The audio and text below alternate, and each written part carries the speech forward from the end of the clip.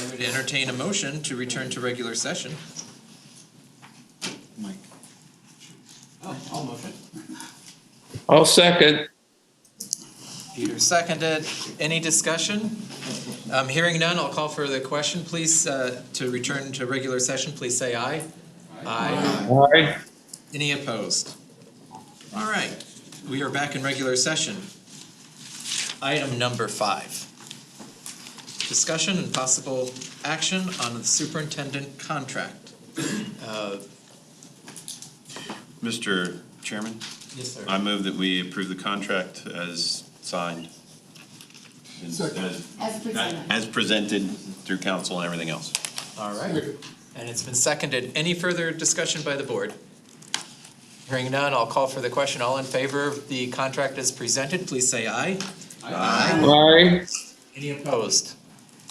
It passes unanimously. All right.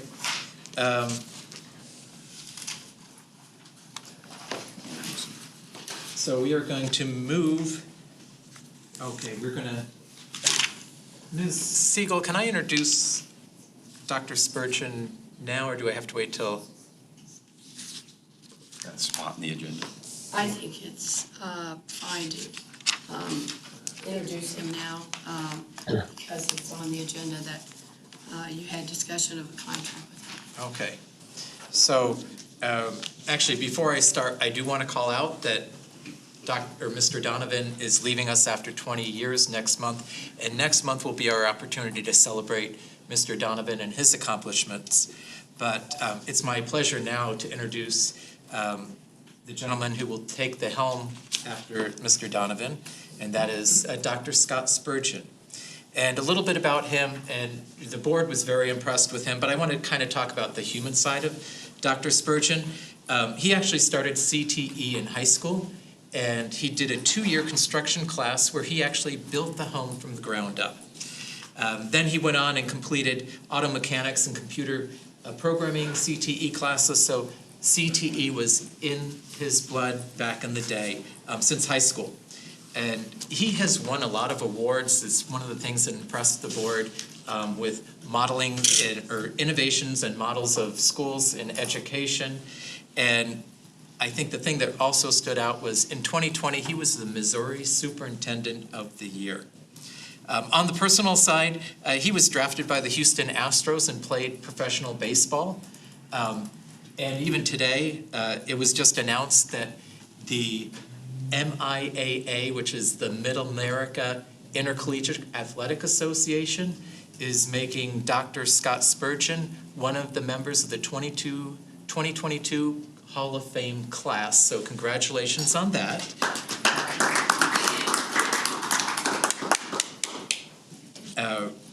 He was an elected governing board member of the National American Association of School Administrators, and he'll talk about he is married to the other Dr. Spurgeon, and we'll have to decide who is the other Dr. Spurgeon.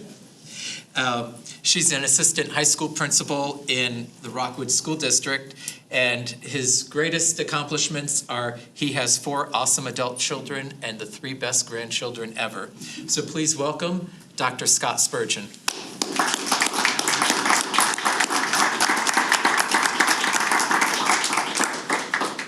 So I'm never one for making long-winded statements unless I have a presentation to do, but just wanted to say, first and foremost, thank you to each one of the governing board members. Chairman Straka, it's been a great process. I'm very excited about this opportunity. Secondly, I want to say thank you to Mr. Donovan and your staff and your partnerships and all the great work and great successes for being here in 20 years. And so I hope to be able to do great things as you have, to continue the great successes that you've started, and also collaboratively to meet our challenges that we may face coming up in the future. So I want to say thank you for all your great work as well, and the staff and all of our partnerships. So with that being said, my wife is also here. I wanted to give you a chance to meet her, albeit web, but this is the other Dr. Spurgeon, Julia. So that's my best friend in life, and she takes good care of me and keeps me out of the clouds when necessary. And so I look forward to a great opportunity at West-MEC. And it looks like it's going to be a hot one when I arrive. It'll be hot while I'm here. And so we're starting to acclimate a little bit to the weather, but we love the area. we're looking at houses, we think we may have found something. And so we're very excited. There's a lot going on right now. If I told you I wasn't busy, I'd be lying. But we're trying to get everything ready to get started for July 1st. I can't wait to meet the staff. I can't wait to get out and talk with our business partners. Can't wait to learn as much as I can about West-MEC. And so, again, I want to say thank you. Greg, congratulations on your retirement. Thank you for all your great success. And the last thing I'll say is it's a great day to be at West-MEC. Thank you. Well, thank you, congratulations, welcome.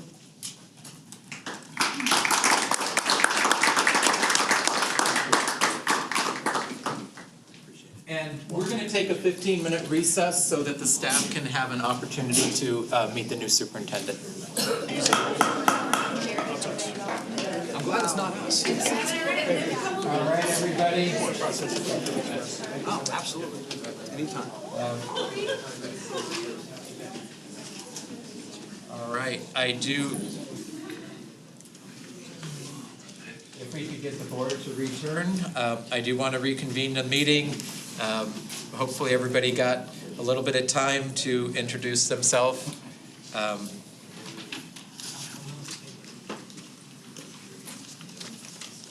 right, moving on to item number 6, I would like to call up Carolyn Nicodemus, our recruiter, to lead in the Pledge of Allegiance and to be followed by a moment of silence.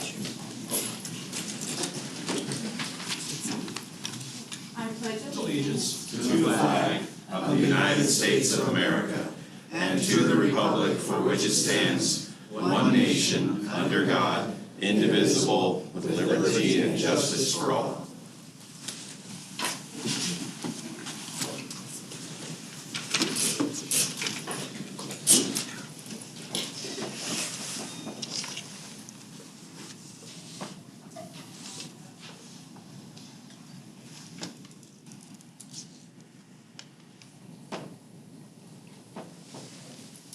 All right, moving on to item number 8. Approval of the minutes for our regular board meeting and then our 3 special executive sessions. Mr. Chair, can we do that as one motion, or do we need to do each of them separately? I believe we can do it as one motion. Mr. Chair, I move that we approve the minutes, all of those minutes as submitted. Is there a second? Second. Oh, All right, Mr. Kaltenbach made the motion, Mr. Hutchinson beat Dr. Pingarelli to the second. So, any discussion? Hearing none, I'll call for the question. All in favor, please say aye. Aye. aye. Any opposed? All right. On to summary of current events. Mr. Donovan, you're Thank you, first. Mr. Chairman, governing board members and audience. It's wonderful tonight. Just want to take a few minutes to talk about some of the exciting PR, community relation things that have been going on. Just as a reminder, I did tell the board a while back, for the 21-22 school year, our Arizona School Public Relations Association, ASPRA, West-MEC received 3 different awards. We were quite excited about that, to be recognized by a peer of 25 schools from other states. The judges come from other states. The ASPRA associations, the school public relations associations, move the awards back and forth between states for judging. We received an award for You Want More video and was one of the few played at the awards session. We were quite excited about that award. And our social media campaign, CTE Month, received recognition as well. In addition to that, our new podcast, Generation Orange, received an award of merit. So we did very, very well at the state level, recognizing our work in community and public relations. I do want to let you all know, it's been kind of an exciting month since our last meeting. A lot of this has to do with our ongoing outreach and our branding that we've had now for some time. On April 15th, San Rafael School District of the San Diego County came to tour to see what we were doing and toured our Southwest campus as they get ready to go out to their community for some possible bonding to build a new CTE facility. It was an exciting morning with them and very well received. On April 28th, Fox News gave us 5 minutes and 55 seconds on the veterinarian shortage and what West-MEC is doing through its Vet Assistant Program to help meet that need now and in the future, and how more and more vet hospitals are closing for lack of help. 5 minutes and 55 seconds is a long news item for that kind of a thing. On May 3rd, we had a tour from Westminster, Colorado. That's in the northern Denver suburbs. 12 people came down from Westminster, including the superintendent, 3 governing board members, their public relations director, an architect that works for the district, and several other district administrators. They spent the day with us at Southwest Campus. They are going to build, and they'd heard nothing but good things about West-MEC and wanted to see it, which makes this doubly exciting. Hobbs, New Mexico has been to see us 2 or 3 times in the last 3 years, and on May 5th dedicated their new district-wide CTE building, which if I showed you pictures, you would kind of say, boy, that looks like West-MEC. And it's pretty exciting to see what they're doing with CTE, and they got a lot of motivation and a lot of our branding ideas and things. They, as we say, copying is the sincerest form of flattery. On May 8th, Fox News again gave a 3-minute segment to one of our female welding students, and this was part of their week-long piece of Mother's Day, and interviewed the mother and how proud she was of her daughter for selecting a non-traditional career and all the opportunities that her daughter's going to have because of her taking a welding program and her personal desire to do something different.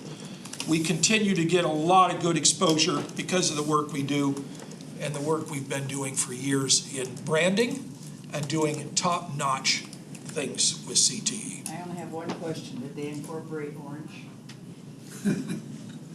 Yes, but not quite as much as a couple other facilities. Metro Tech in Oklahoma City is real orange. Really? Hobbs has orange, no doubt about it, but not quite as much. And the split block face they use looks more like Northwest Campus on the outside. They didn't use the metal. Here's just real quickly our awards that we received for those 2 ASPR events. And that's my report. We'll catch up on a couple of the other events there in upcoming events later in the meeting. Thank you, Mr. Chairman. Thank you, Mr. Donovan.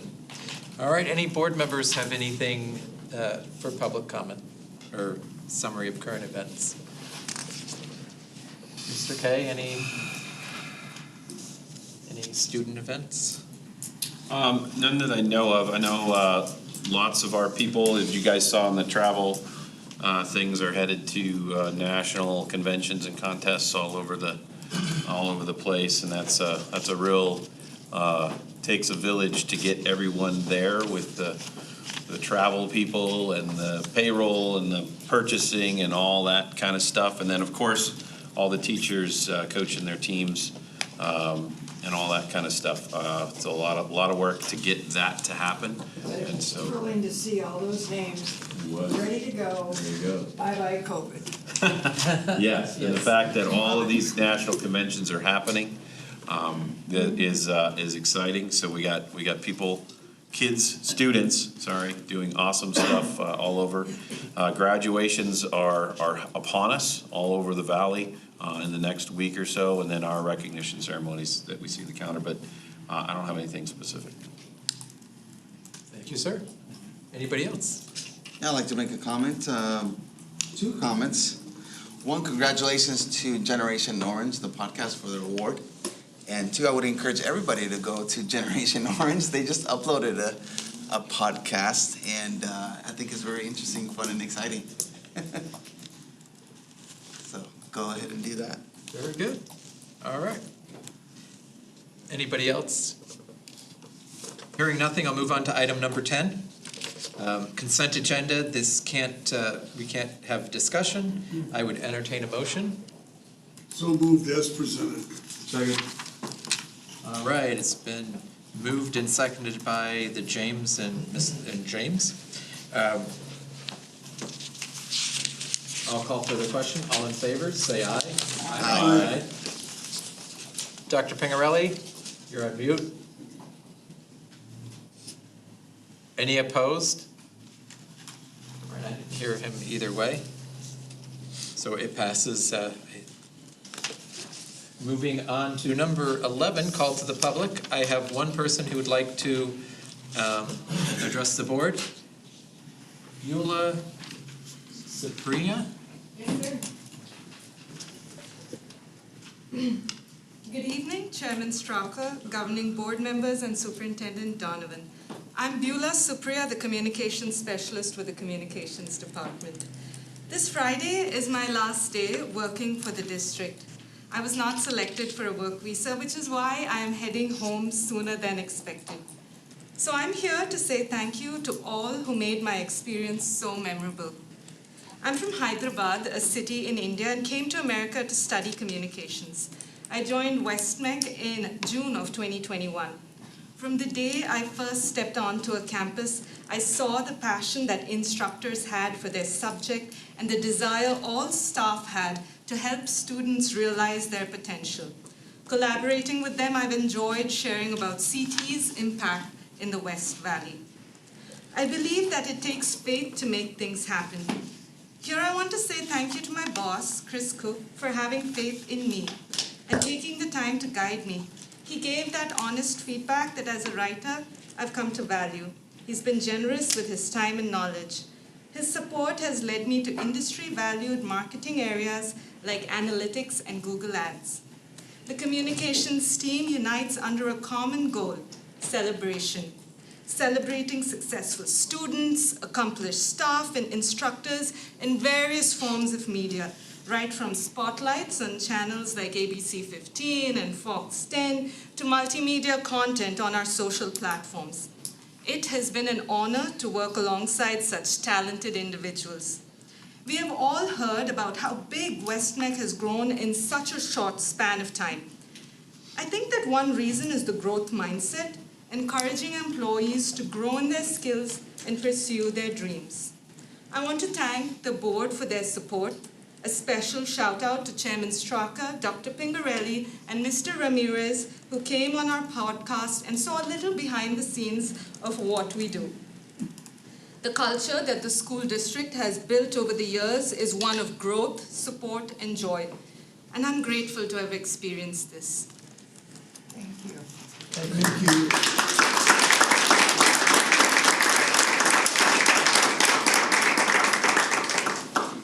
Any other call to the public? Ms. Markham, I don't have anything. And that's a tough act to follow. Thank Yeah, you. it brings Yeah, tears to let's your have eyes. 3 more of those. All right, then I'm going to move on to item number 5. Or 12. I see S. It's for like 5. It's like 5. Dr. Isom, would you like to legislative and business partner update? Yeah, tough act to follow. Thank you, Board Chair Strack, members of the board, Superintendent Donovan. Since I have the mic, I wanted to just comment on Ms. Supriya, Beulah Supriya, you just heard from her. As someone who has had the opportunity to work with her, I will tell you that she is extremely talented and will be a loss to us, but I wish her all the best in her new adventures. As well, I want to welcome our new superintendent, Dr. Spurgeon and his wife, and wish them all the best in the move. It's an exciting time for West-MEC, and congratulations to all. For the legislative update, since the last meeting of the board, the legislature passed 2 bills impacting CTEDs, which were signed into law by Governor Ducey. The first was House Bill 2027, which is sponsored by Representative Udall. And basically, that's just a cleanup bill, in part became necessary because of the success that the CTEDs had in our previous session and the passage of 4 bills, and necessitated a cleanup of existing legislature to make sure that everything functions correctly. So that's a good thing. Second is House Bill 2034. That's the CTED's associate's degree, and that was also sponsored by Representative Udall. Allows CTEDs to offer accredited associate's degrees. For the board's benefit, this sounds simple enough, but a lot of work will have to be done before CTEDs in the state will be able to offer associate's degrees. But this legislative move definitely will be sending our state in the right direction, giving our youth and adults opportunities not before proceed. AZCTED will be meeting next month to discuss the new law and develop a common understanding of how associate degree programs can be developed throughout the state of Arizona. Next, the legislature now remains focused on passing a budget. As I reported previously, we've had an unprecedented surplus, and the House did meet Monday, and the Senate met both Monday and yesterday, working on how to spend the state surplus in a bipartisan way. Many of the discussions have been in private, but these discussions reportedly include funds for CTE grant programming. We hope that comes to fruition as well. I want to give the board an update as well on the Tohono O'odham Nation grant. Ms. Jessica Putin, who is West-MEC's Director of Career Services, notified me earlier this week that we've received a new grant application, so I figured this would be a good time to update the board on last year's award. And the board will recall in 2021, West-MEC was awarded $84,081 from the Tohono O'odham Nation. The funds go towards covering the cost associated with student certification and testing. There's been a special focus placed on select programs: aesthetics, hairstyling, culinary arts, fire science, and EMT. All those programs are not eligible for credential cost assistance under other grant processes, so we're pleased to have those funds. These funds went to prepay for 62 hairstyling, 39 esthetician students, state licensing exams, and application fees. We are currently on track to spend close to $30,000 of the grant by the end of this fiscal year. Many West-MEC students are often unable to pay for the opportunity to validate their skill sets, and these grant funds give them that opportunity. We will be meeting internally as well as consulting with the board on this next round of applications with Tohono.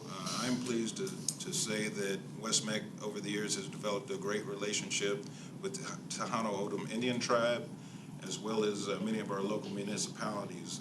I wanted to recognize the city of Tullason, who has served as our fiscal agent. These grant funds typically go to local government, and then they serve as the pass-through for West-MEC to participate in these opportunities.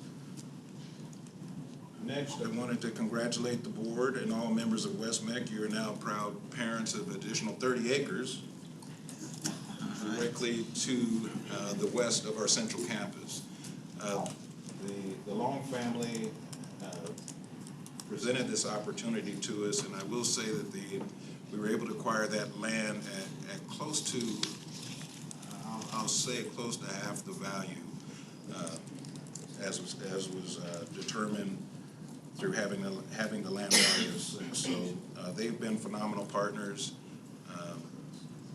In a previous year, you purchased 30 acres for a future southeast campus along the I-10, and that was also long property. So as you know, we kind of sit in the middle of what used to be Long family farmland, and all this development has occurred, but they've saved places for West-MEC, and we've appreciated that. So congratulations to the board.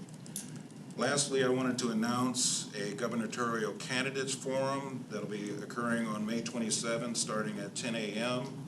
The focus of the forum will be Arizona's public education, the challenges that we face. It will be a fully moderated forum for 6 candidates for governor to present their priorities for public education in Arizona. I have brought flyers that I will pass out and make available to you, and I would encourage you to log on, as it is a virtual conference. And if you have the opportunity, I think it's an important opportunity to make your concerns known and hear what our candidates' responses to those are. CT is important in Arizona, and we have to keep the momentum going. With that, I thank the board for your time and answer any questions that you may have.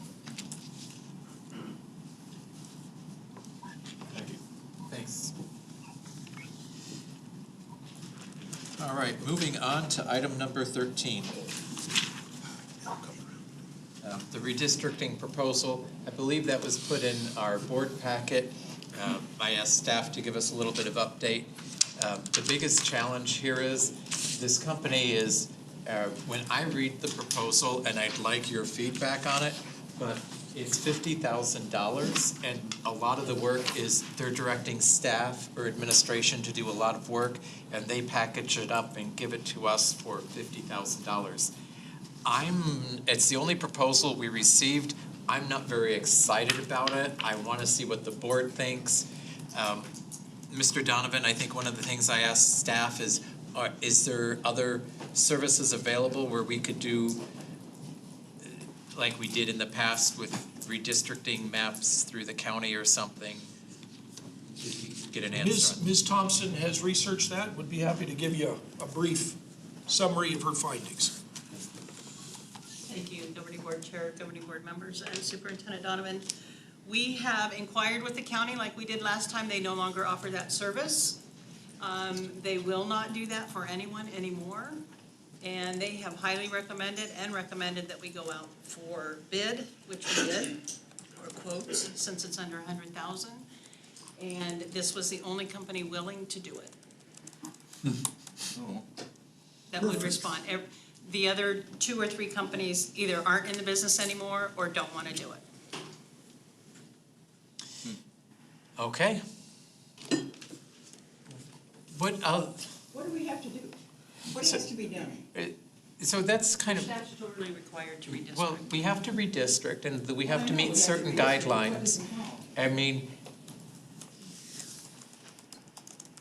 if the board, is it possible for the board to do it on their own and determine if we meet the requirements?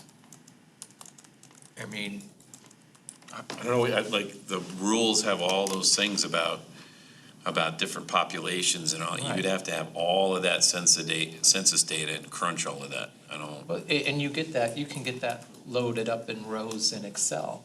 It's just each precinct would be broken down, and then you just have to move each precincts to match and not change. I think you can't change any ethnicity by more than 10% of what it was before, and each board member has to remain in their district. I mean, I'm not trying to oversimplify it, but what that. Yeah. I don't believe I have time in my life. That's number one. I don't know of any of my other board members who want to spend hours on a computer doing that. I know that's a thing that excites you, Mr. Straka, but I spend a lot of time on a computer. yes, but my other concern would be that aren't we putting ourselves, like the whole reason for doing this is so we don't get sued. And like if we ourselves, as this little cabal of 7 people did it, like and there's no outside agency or no other statisticians or anybody, like aren't we setting ourselves up for a lawsuit if we left one house out in the wrong spot because we didn't do the data right? I couldn't agree more.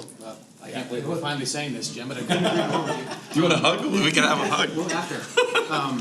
My main concern is, again, this is the middle of a campaign for several people, and we have people that are declared candidates with statements of interest out there. And if we redistrict ourselves and we redistrict out of a district a candidate that currently has a statement of interest filed, if I was that candidate, I would sue us. Yeah, we're kind of. They may sue us anyhow. Yeah, they may sue, but what I'm looking at is $50,000 to direct our staff to do the yeoman's part of the work, and then they'll package it up and give it to us and submit it. I agree with you there. That's where I'm struggling. So our staff can go about their daily business. Yeah, and that's where, if I was gonna have someone do something, I want them to do the work, not, because I'm guessing it's going to fall on either Jack's department or Barbara's department or the administration. And I think they have enough to do with the school year ending and the next one starting that I don't want to put additional burden on them. I hear you, Mr. Straka, but this is the animal. Yeah, I know. We're gonna spend $300,000 on the, or more on the election itself when it comes around to it. Like, this is the way you do business.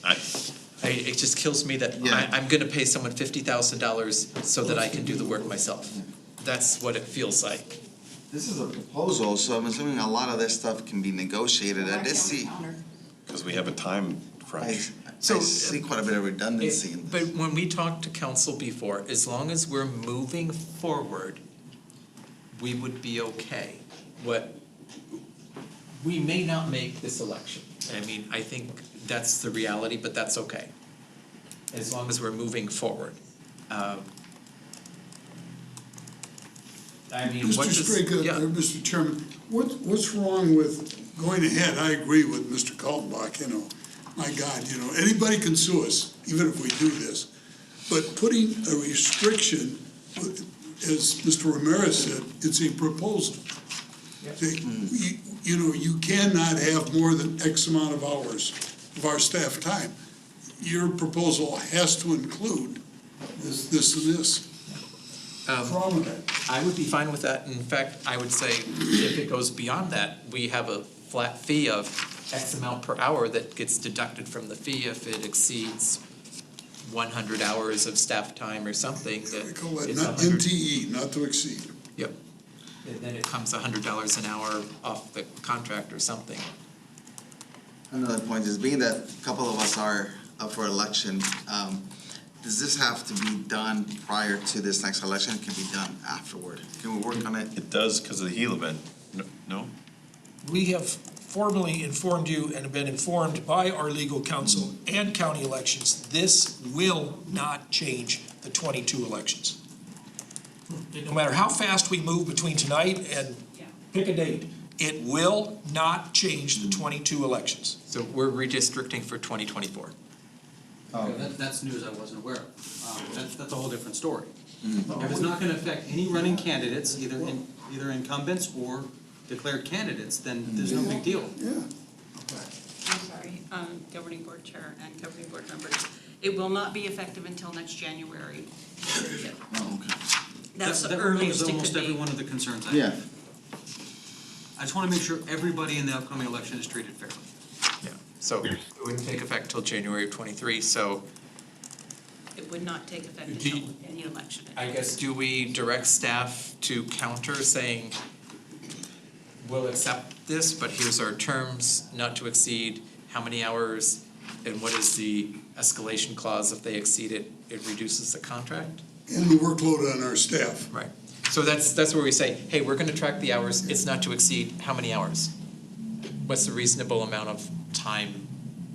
Ask them to give us a reasonable amount, then we can negotiate that.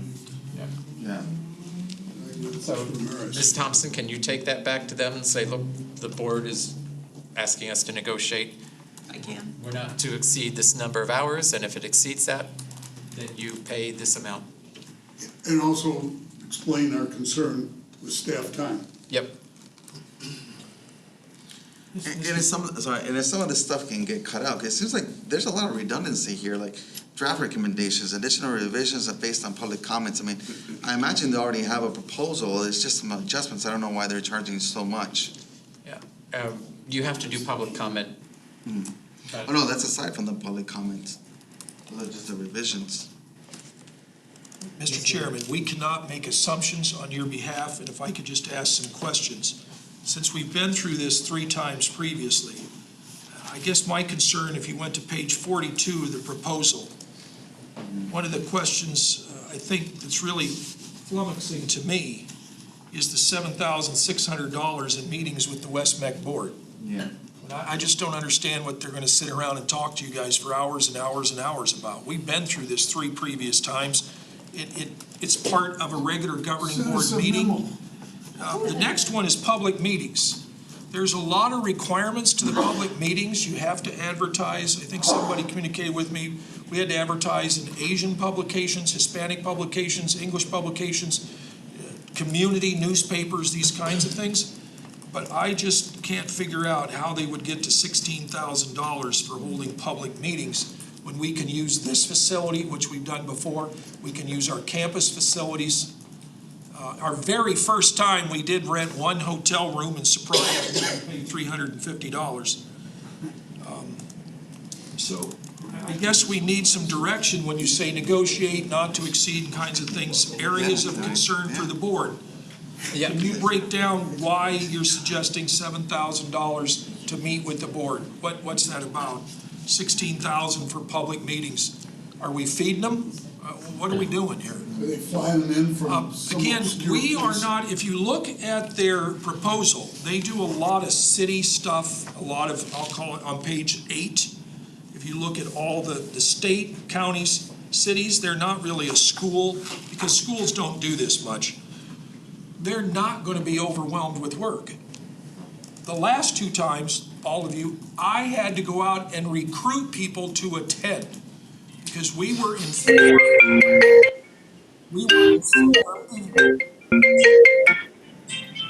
that the lack of attendance did not constitute meeting the requirement for a public meeting. And that if we did not have people of color, we did not meet the requirements. So, I mean, I went out and recruited people to attend, because this doesn't generate throngs of people. I wonder why. But my point is, again, what, $16,000 if we have to go out and find the people to attend to say, Why can't he negotiate instead of having Barbara do it? Or the chairman or someone. I mean, I'd be fine with that. If I the mean, board he wants, could spell out and negotiate, see what kind of deal he can make, and then bring it back to us. yeah, I'm good with that. If you will. I mean, can we make the, Use his, and maybe some of the confusion was with we weren't clear about the 22 election having any effect. Susan Siegel, our legal counsel, just said, you have to move this along, as you said.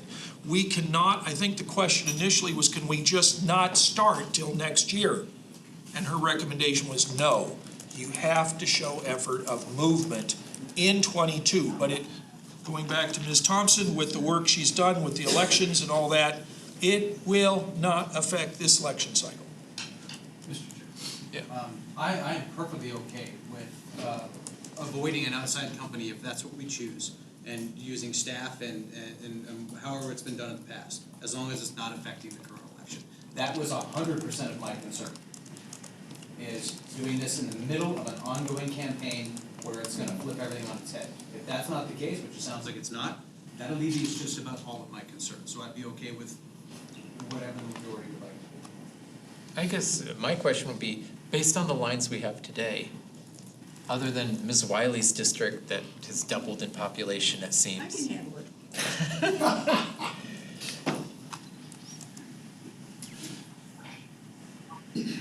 And because really, my gut feeling is we just change the lines a little bit and we meet the criteria and theoretically, It's all about the we're numbers. done. It's all about the numbers. Here's my major concern, this was my concern, okay? So, we start the process this year, we approve it this year, even though it doesn't take effect till next year. A candidate that's running one of our districts, that's not one of us, wins. He's now in our district, but according to what we just approved, he's no longer in the district, he just won. Does anybody understand that that could be a problem? If there's a legal solution to that, I'd like to hear. So I think I looked and it looks like the only candidate that's announced that's running against a board member is, I think, the candidate that's running against Mr. Kaltenbach. And she lives 3 blocks away. My gut feeling is they're in the same precinct. I have not checked statements of interest or anything like that, I just wanna make sure. Are you in the same precinct as your competitor? We're only a quarter mile apart. Like the way that's gonna get cut, we're not gonna get cut a piece apart, so. We would have to literally move, I don't think that's gonna, I We just would have don't. to intentionally excise that That sounds very. we would have to intentionally I've do not looked it. at statements of interest, this is just speaking generally, If but we if just, it's if we been just looked at, I'm okay. stretch all the other ones, if everyone just took a piece of Barbara's district, right? That's what we're talking about, right? If we all just got the contiguous piece of Barbara's district near us, I think we solved most of the problem. I don't know if that balances with all of the different, Well, the minorities can't change that much because all the districts would only be taking a piece. Right. And I can't imagine it's that, it's a number crunching thing. Some people like numbers. You do. You do. And me and Mr. Ramirez could probably come up with a plan, and maybe that's what we do is let us play with the numbers for 30 to 60 days, and if it doesn't work out, we come back and negotiate. Well, Could if we negotiate, if we go out and ask and they come back and it's 20 grand, then we do it. Yeah. So like if we go at it both Yeah, maybe ways. maybe that's what we do. We start to look at it. But the other thing that I wanted to throw in, Mr. Chairman, what's the worst that can happen if we do it ourselves and make a mistake? You know, they come back to us and say, well, 6 more houses should have gone in Barbara's. We moved the 6 houses. Yeah. You have to move them by precinct. I can't move 6 Whatever. houses. So Yeah, whatever I'm the just precinct is. switching precincts around, and as long as I'm within the 10% range margin of error. The bottom line is, if we screw up, they're gonna tell us, and we fix it. Yeah. And maybe, yeah, so maybe you start to negotiate, we put something together because we probably get more. Well, I like to do it together as a Yeah. team, not just myself going out there and doing this. Yeah. No, we can do it as a team, come back as a subcommittee and report back to the board while we're negotiating. Is that? You have enough. Put a date that we're gonna come back to the board, that way we can show Yeah, we've we made would come progress back. and we're working Well, on we it. should have a progress report Yeah, next every month, we need a report. Well, next month is 3 weeks away. right? So we Yeah. could do some negotiation July. and pull the data, and then we could have a report by July. Well, according to legal, we can slow crawl this if we really want to, and as long as the process is moving in some way, shape, or form. That's the point. Yeah. Fine by me. Yeah, so, and maybe Mr. Ramirez comes back and says, hey, look, I have them down to $10,000. It's,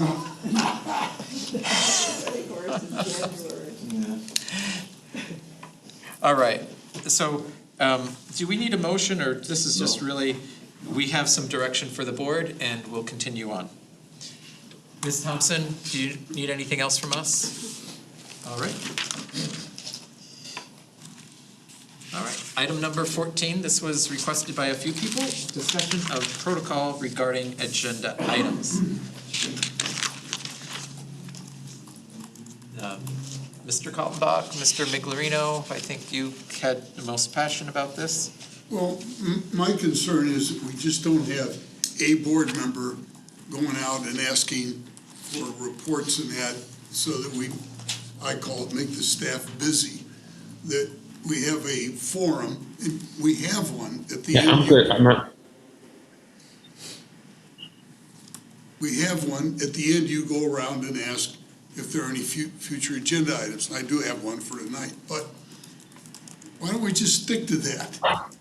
And if you have an agenda item you want for the whole board, we just bring it up then. Simple. I don't need any- Isn't that how we do it? I'm hoping. Has it worked differently than that? I think the only, Mr. Kaltenbach, any? Well, there was a draft agenda that appeared to have had changes made, and then that was rescinded. So I just like if we're gonna make changes, we need to have, as a group, decided on the changes. That was my only concern. Okay. Mr. Chair? Yeah. I have a suggestion. What we do on the city side is our chair, which in that case is our mayor, has the ability to add something to the agenda.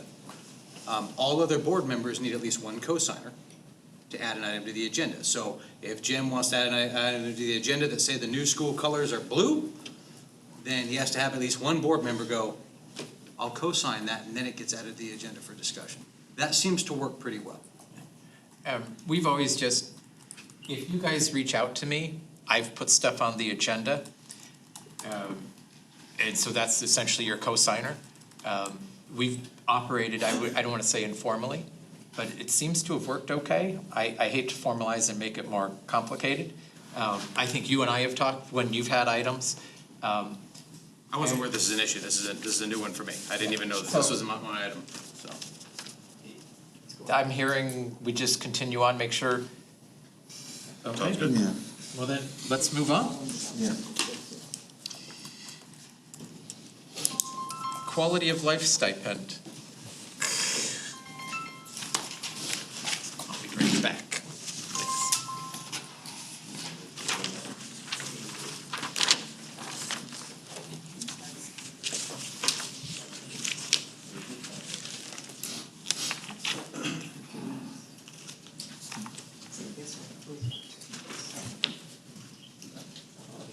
Thanks. Go ahead, sir. Chairman Tate, members of the governing board, this agenda item is here this evening because it was requested by board member, board chair to place it on the agenda. You remember that in May or in March, we talked about benefits and approved the benefits for West-MEC for the 2022-23 school year. In April, we presented information on salaries. The board approved the salary increases for our staff at that time. There was discussion afterward. There was a question about the quality of life stipend and stipends in general. There was also a recommendation by a board member that we look at benefits starting next year in October and start reviewing and having discussion. So this agenda item is here tonight because there was a suggestion that in the minutes and the motions, we were eliminating presently the quality of life stipend for any new employees. And as we looked and researched, there was no motion. So this item is here tonight for the board to address the quality of life stipend, not for current employees, but for new employees that we're hiring for the 22-23 school year. So with that, I'll turn it over to Chairman Straka for discussion. So what I'm looking for is, we had gone around with a couple of different things.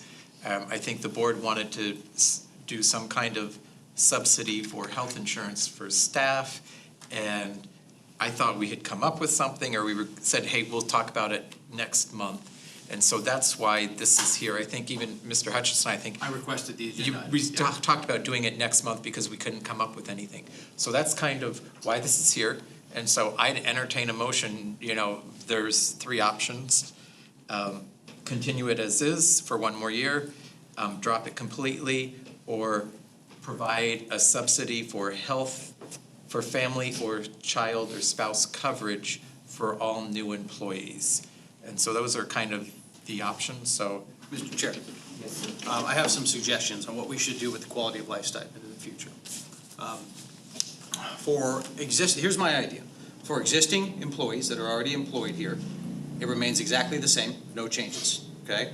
I would never take anything away from an employee. I won't reduce compensation. I wouldn't do that in my business. I won't do it here, okay?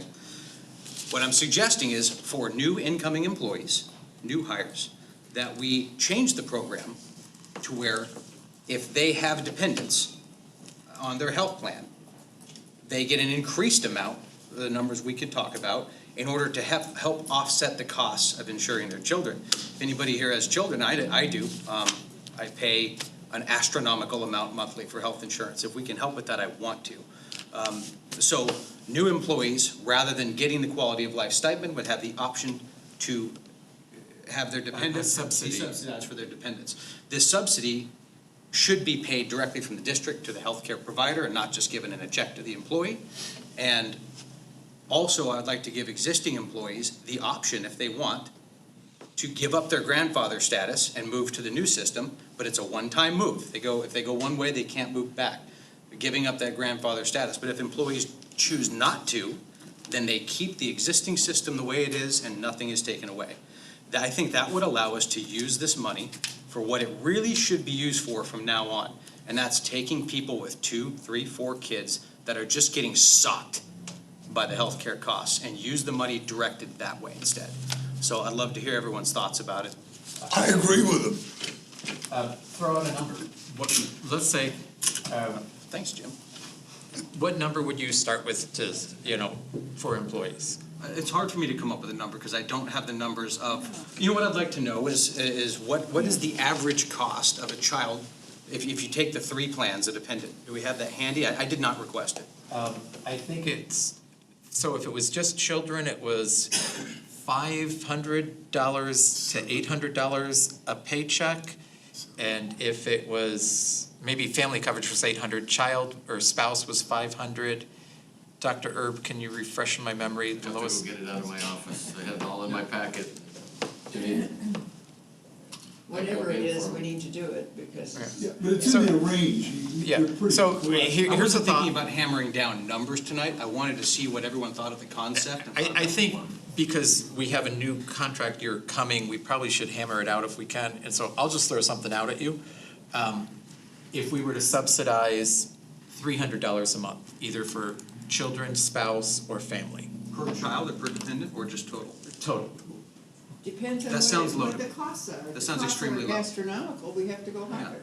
Well, I mean, if someone's paying $1,000 a month, I don't want to hand them 300 and say you're welcome. Dr. Erb, is our plan that we're in, is it by number of children? I know in my district, it's family, you're in or you're out. With And children and individual, you can have as many children as you want, same with family. once you buy one, you bought 12 or whatever. Yeah, they used to charge me I'd like to cover a $125 very paycheck per significant portion of the additional costs. I'm not doing this to give them a little bit of money.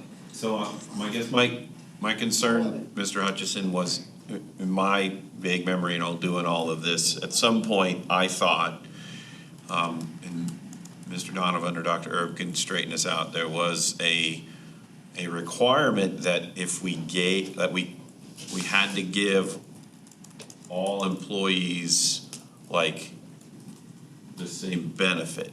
Am I wrong in that? Like, can we give people different amounts of benefit based on what their life choice was? And that's kind of what this sounds like we're talking about.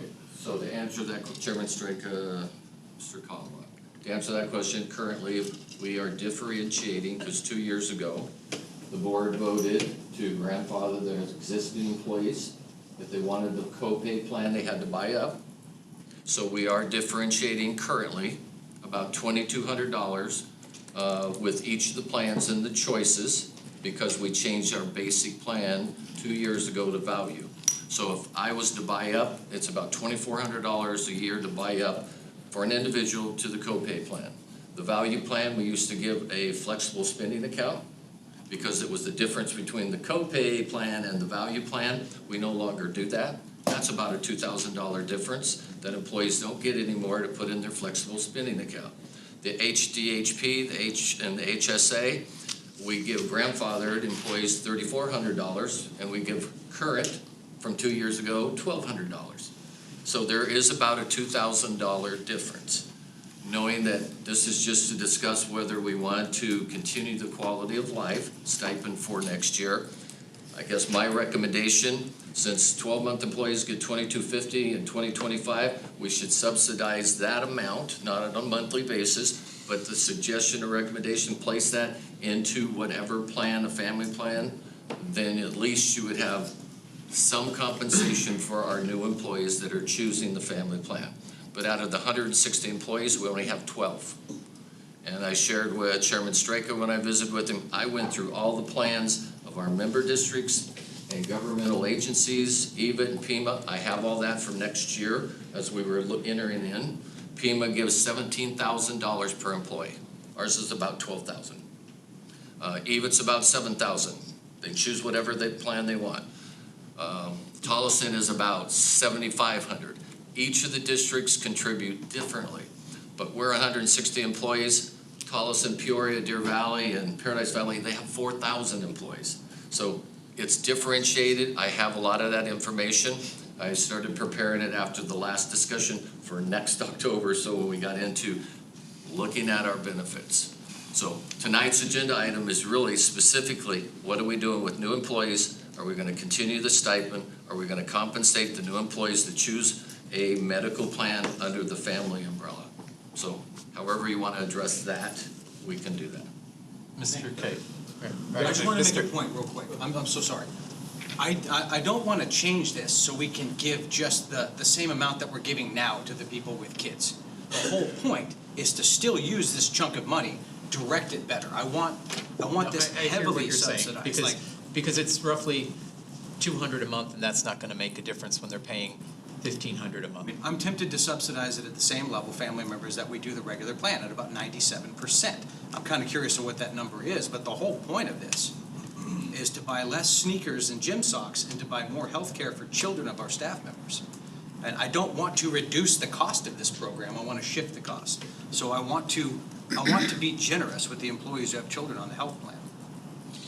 Dr. Erb, do you believe, I feel like you've talked to the vast majority of employees and understand why they're making decisions, maybe I'm assuming. With the 12 people that are in our family coverage, what, 12? Having had conversations with the vast majority of our employees, do you feel like if we put more money into the family coverage, more of them would take it? Or are there reasons for not taking it are different than that? Chairman Straka and Mr. Kalmbach. And For tonight's meeting, I wouldn't have a really great, accurate, we have a survey that we started preparing. We're looking at 8 questions, and those specific questions are on the survey. Would you take it? And if you're not taking it, is it because of the cost? And if you're with an outside agency, who are you with? What are you paying currently? And if we reduce the family costs, would you participate with West-MEC? So it's going out at the end of May, before our instructors and our teachers and staff leave. I'd like to see the survey results, because I think that would help us make a decision. I mean, if we're trying to help families with children, but nobody really wants it, then why are we even having the discussion? I'd certainly like to hear from the families with children. Yeah, that's for sure. exactly. So can we have that back, and could we make that decision in June before open enrollment? When is open enrollment? It's done at the end of May. And the other I can tell you in tonight, last personnel report, last month, we had a lot of new employees. And this month, we have a few, and we have still quite a few openings with resignations we received in the last month. None of them are taking this family plan, but none of them said, I'm not taking the family plan because of the cost. And I've been asking that is when they come in, they're either covered by their spouse or they're just covering themselves because their children are under another plan. And they've been able to see all 3 plans, look at the cost of all 3 plans. As a suggestion, we had Meritain here last Friday to meet with all employees. We had our AFLAC here, all of our providers here. I imagine we only had about 15 of our employees that attended. Mr. Chairman, one of the things you need to look at, and Dr. Erb's will, the cost of insurance. If we decide to do this, what's it going to do to our current insurance cost? Because, as he well knows, with only 160 employees instead of 4,000, it makes a big difference in the insurance on the market available to West-MEC. And if we make major changes like that, I'm not against it, don't misunderstand me. I'm all for encouraging families and kids. But if we do that, what will the impact be on our regular insurance program? So my thought would be, because the people who, it was just the same thing when we passed ACA a few years ago, was the people who they wanted to get into the insurance plans were the healthy ones because they're younger. If you have a sick kid or a kid that's on dialysis or something, they're insured. The people that aren't insured are the people who, unless he breaks his arm, I'm not going to be to the doctor but twice. And so if we can get those people in the plan, I think it would actually lower our cost per person, because But that'll be up to the insurance company, not us. But so maybe because we have to make a decision because of open enrollment, I would throw a number out there of maybe $400 a month. You can subsidize either your spouse. It won't provide to the level you're thinking about, but it would provide a significant help to families, because right now the number is $22.50 is not even $200 a month. $400 a month would provide some significant thing for families. Would you entertain 5? I'm open to what the board would like to do. Now, It costs up to $1,500 a month. This discussion. Mr. Straka. That's why I said we need to decide quality of life statement, because we're way off on agenda items. And So here's what I think might work. If we pick a number, let's just say 5, and do it tonight so we can get in before open enrollment and everything's good, we can pull numbers and adjust this. It may not Adjust it help us up, but immediately, we couldn't adjust it down. We're up. We could adjust it up, but we We can could. move the needles wherever they need to be. You know, I think all of our intent here is to do a better job for our staff. So I don't want to make a decision and have them think that we're going the other way. If everyone likes the idea, we could put out a number like 5 and start there and then start crunching and see where our averages are as time goes on. Or maybe see how the program works. Mr. Straka. Yes, sir. Yeah, so I like Mr. Hutchinson's proposal. So just kind of roughly running some numbers, and I'm sorry my lighting is low. So if you just consider, if you do, for those 12 employees, if they, let's just say hypothetically, we provide $1,000 a month, okay, to each of those 12 families. And so if you take the individual family or employee times 12, that's $12,000, and then you multiply that times the number of families we have on the family program, and you subtract the $2,250, because that would be inclusive of it. The new total amount is about $117,000. That's for providing for the 12 families now. That obviously that's going to change in the future, but that's the kind of number you're looking at. Obviously, if it's 500, you cut it in half. But just the quick math is about 117,000. Thank you. Again, Mr. Chairman, if we do decide to do something, I would like Dr. Erb to check with our insurance company to see if we implement a program like this, will that have an adverse effect on our current rates? I don't see how adding more people to a plan could possibly raise the rates. It depends on who they are. But they're not gonna be able to give us an answer till next year. Oh, that's true. But if we said, that's all. All I'm asking is we keep that in mind, that may well happen. That's all. I'm not trying to nix the program, not trying to nix Mr. Hudson's idea. Actually, I like it.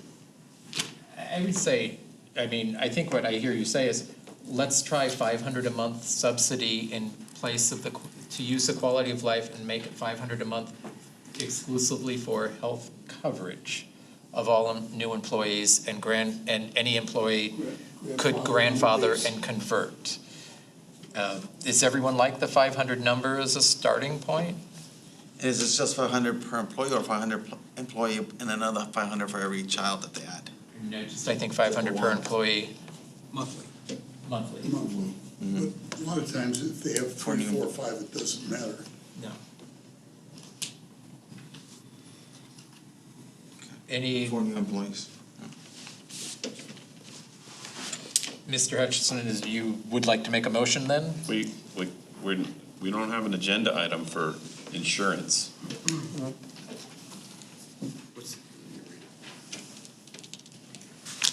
I was gonna clarify, this is for new employees, not existing and not the 12 that are currently. No, I think what Mr. Do we have to add this as an agenda item for next meeting? Okay, so the issue at hand is that the only thing agendized tonight is discussion of the quality of life stipend. So what we can't discuss is, let's up the insurance subsidy, okay? But that was the intent of this item. That is exactly what I talked to you about, was that we wanted to have an alternative for quality of life. So I mean, Okay. I guess our quality of life stipend would change to a $500 a month subsidy for insurance only. It's still a quality of life. And we could put out a right? I mean, because that's really what this. Board meeting, and he could have that done in 5 minutes. Well, As an agenda item, to add that, you know. Or do you do an agenda item either way? Mr. Donovan? You can't do an agenda item right now for tonight. No, but what we're saying is our agenda item is, we're discussing the quality of life stipend.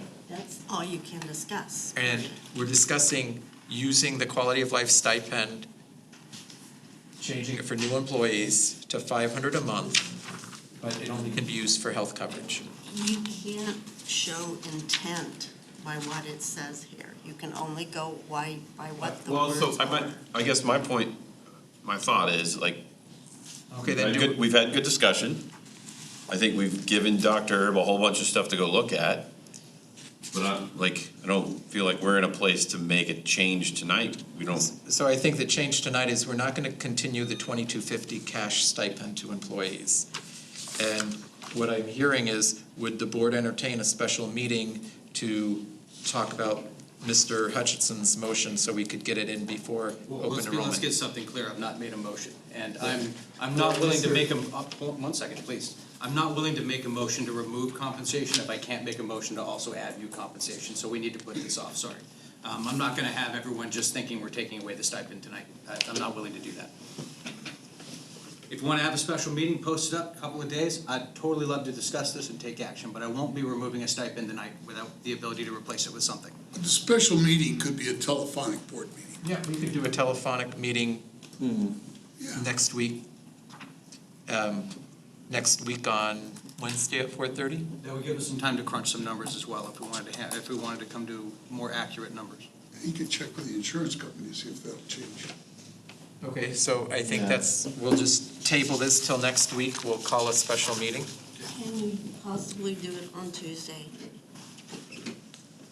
I can do it Tuesday. I think I can do it Tuesday. The only reason is I have to go to Idaho probably next week to put my mom in assisted living. No, we'll move it to Tuesday if that works for everybody else. It's 4:30. It will probably be a half hour. Is that okay with you, Michael? That's fine by me. I have to leave at 5:30 for a city council meeting, but I don't anticipate that being an hour. It should be fine, yeah. Okay. So we'll do 4:30 next Tuesday? Does that work? Mr. Chairman, in defense of the people, what is it you want when you started saying we can get some figures, we can call the insurance company? I'm not sure the staff is 100% clear what it is we're supposed to have accomplished by next So Tuesday. we'd like to see initial survey results, if they're available, on the 8 questions.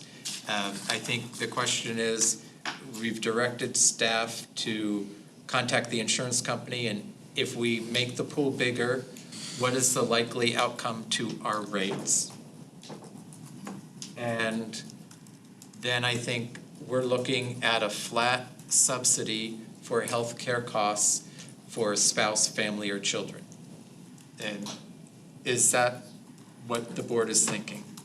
For new employees only. For new employees with an opportunity for existing grandfathered employees to convert over if they so desire.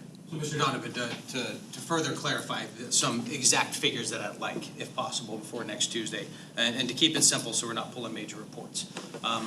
I'd like to see some numbers on what the 12 staff members we have, is it 12 family members or 12 staff members? 12 staff. The 12 staff members, I'd like to see, without names of course, but I'd like to see real numbers of what they're paying monthly. That might have to be an executive, I'm not sure. No, we have the healthcare costs. It's like $1,500 a month for family. Yeah, I want to see real numbers and see what we can do and really analyze it. I think the 500 might be a good starting place, but I want to make sure we do this, if we do, that we do it in a way that's smooth and in a way that enriches our staff and makes their lives better. So if that means taking a little bit more time, then we should.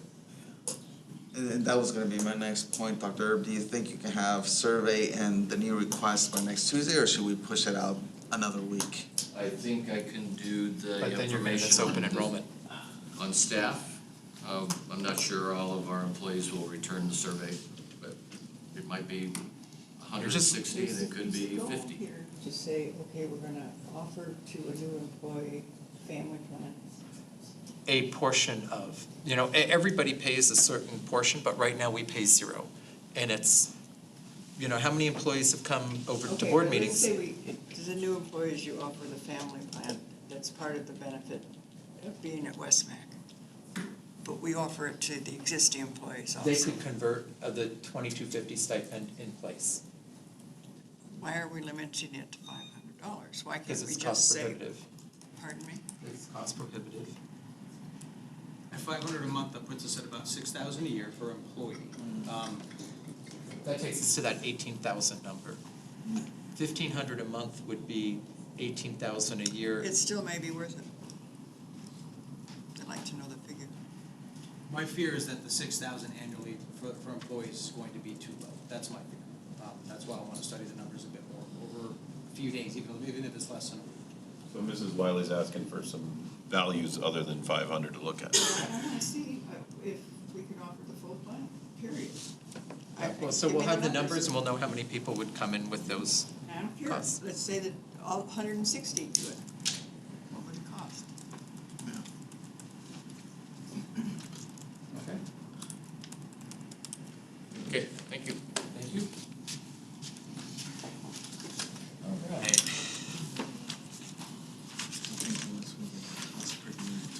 Moving on to item number 16, we have 3 calendar event items up there. Recognition ceremony, central program ceremonies are mostly June 3rd, and I think there's a couple other dates floating around. There's one mid-June as well. All staff meeting at the Southwest Campus. There's one in May. Yeah. Project Search is 5/19 next week. I guess a question, Mrs. Markham, maybe Mr. Donovan. My life is in flux at the moment. I would like to come to as many of these as possible, but I won't know till really close. You're gonna post them anyway, and if I show up, great, and if I don't, we're good? They're already posted, so. Okay, thank you. So it's not dependent on us. So just let me know so I can inform student services, if you're going to come. All right, future agenda items. Mr. Miglerino, I think you had something? I do. When we approved recently the salary and benefit package, I was under the assumption that we were going to look at a group of folks that were, I believe, underpaid. And that bothers me greatly because you never can make everybody right with 160 people. But we have, in my opinion, one board member, some positions that are just completely out of whack. It was my understanding that we were going to look at those and discuss those. So I'd like a future agenda item on reviewing the current salary of positions that may be below par. And how do we do that? I'm going to request that the leadership bring us a list of those, and I'll give you some. IT, campus administrators, facility manager, among others. Now, I know everyone will want to run into Jack's office, and I need a raise. Well, you know, that's not the purpose of this. We need to look, when we got the board packet a while back, we saw underlined in yellow the equivalent pay in other districts. And I'm here to tell you, we're way low. And as one board member, I don't want to keep punishing those that we need so dearly and are so hard to find and are an enormous benefit. I just don't want to keep underpaying them. So I'd like to request an agenda item to review salaries, and I'd like to do it by having Dr. Erb bring us a list from leadership of those that need adjustment. It would be a salary adjustment, So market adjustment. salary market adjustment. Yeah, it would be a market adjustment. Fine. That's what this is called. Okay. Anything else? I'd like to do it in June. And I don't want to, if we do make them, I don't want to punish them for another year. I want to make them No. Yeah, I'm sure they'll be happy to different resign a contract. contract. Yeah.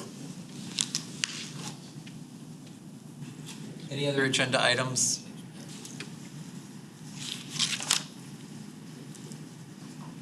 All right, then I would entertain a motion to adjourn. Or we will stand adjourned at 6:13.